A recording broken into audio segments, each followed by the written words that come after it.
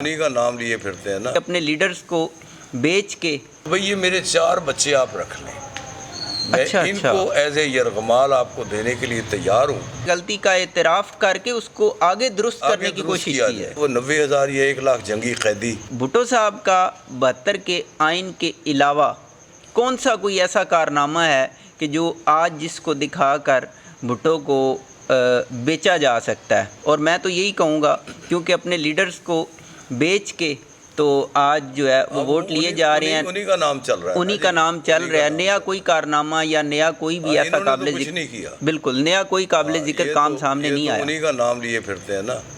تو بھٹو صاحب نے دیکھیں جی بات یہ ہے کہ انہوں نے سب سے پہلے تو یہ کیا کہ جب یہ ملک ان کے ہاتھ آیا، انہوں نے حکومت انہوں نے سنبھالی، تو اس وقت یہ ملک 2 ٹکڑے ہو چکا تھا۔ یہ اب الگ بحث ہے، لوگ جو مخالف ہیں وہ کہتے ہیں کہ جی وہ اس میں بھی ان کا حصہ تھا بھٹو صاحب کا، اور یہ تھا وہ تھا، یہ ایک الگ بحث ہے۔ جی جی، میں اس سے تھوڑا سا ڈیفر کرتا ہوں۔ اچھا، بھٹو صاحب جو ہیں ان کے ہاتھوں سے تو کچھ بھی نہیں تھا، بالکل وہ ایک عام لیڈر تھے۔ بالکل جنرل یحییٰ خان صاحب کی حکومت تھی، تو حکمران اور ہمارے ملٹری کے جو جرنیل تھے وہ جو کچھ کر رہے تھے وہی کر رہے تھے۔ جی جی، اس کے بعد جب بھٹو صاحب مغربی پاکستان یہ الگ ہو گیا اور مشرقی پاکستان بنگلہ دیش بن گیا، جی جی، تو ان کو اقتدار ملا۔ ان کے لیے سب سے بڑا جو وراثت میں ان کو ملا مسئلہ، جی جی، ایک یہ تھا وہ 90,000 یا 1 لاکھ جنگی قیدی ان کو، اور 5,000 مربع میل کا علاقہ مغربی پاکستان کا، بالکل صحیح، وہ انڈیا کے قبضے میں تھا۔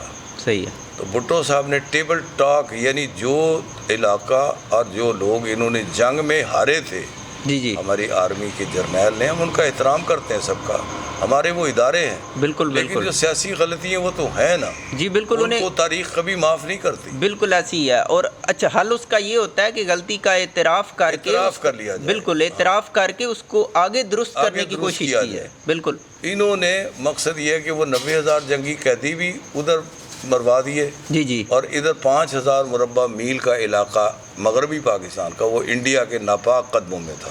بالکل، بھٹو صاحب نے ٹیبل ٹاک کر کے، شملہ معاہدہ کر کے، جی جی، وہ 5,000 مربع میل کا علاقہ واپس لیا، 90,000 جنگی قیدی وہاں سے واپس لیے۔ یہاں تک کہ مجھے ایک بڑی ضروری بات مجھے کرنی ہے، جی جی، جب انہوں نے اندرا گاندھی اس وقت پرائم منسٹر وہاں کی تھی، ان سے بار بار ہو رہی تھی بات، تو وہ اس بات پہ ایگری ہو گئی کہ یہ جو جرنیل اور بریگیڈیئر تک لوگ ہیں نا، جی جی، ان کو نہیں میں چھوڑوں گی، اچھا اچھا، ان کو میں رکھوں گی، البتہ باقی لے جائیں، چونکہ باقی کو تو روٹی نہیں پڑ رہی تھی نا۔ بالکل، سپاہیوں کو چھوڑ دوں گی اور آفیسرز کو رکھ لوں گی۔ آفیسرز جو ہے نا وہ ان کو میں نہیں چھوڑوں گی، ان کو میں تازیانہ بنا کے رکھنا چاہتی ہوں۔ اچھا اچھا، تو جب بھٹو صاحب نے بار بار اس کو کہا کہ نہیں یار ایسا نہ کرو، لیکن وہ نہیں باز آئی۔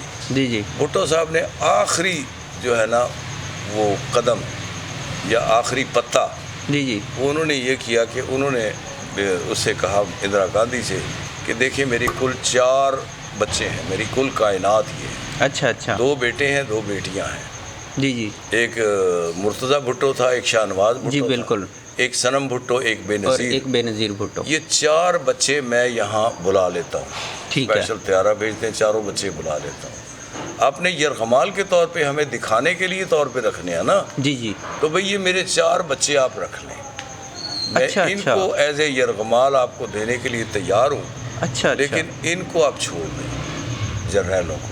اب وہ ایک ماں تھی نا، جی جی بالکل بالکل، بس وہ اس کی وہ ممتا جاگی، ممتا جاگی کہ یار یہ بچے، آنکھوں میں اس کے آنسو آ گئے، اور اس نے بے نظیر نے کہا نا، اس نے اندرا گاندھی نے کہا کہ میں حیران ہوں بھٹو صاحب آپ یہاں تک بھی جا سکتے ہیں، تو انہوں نے کہا کہ میں اس سے بھی آگے جا سکتا ہوں۔ اچھا اچھا اچھا، تو یہ کچھ چیزیں ایسی ہیں۔ پھر ری پروسیسنگ پلانٹ کا مسئلہ ہے جو انہوں نے مقصد ہے، اور یہی ری پروسیسنگ پلانٹ ہی اس کے گلے کا پھندا بنا۔ بالکل بالکل ایسے ہی ہے۔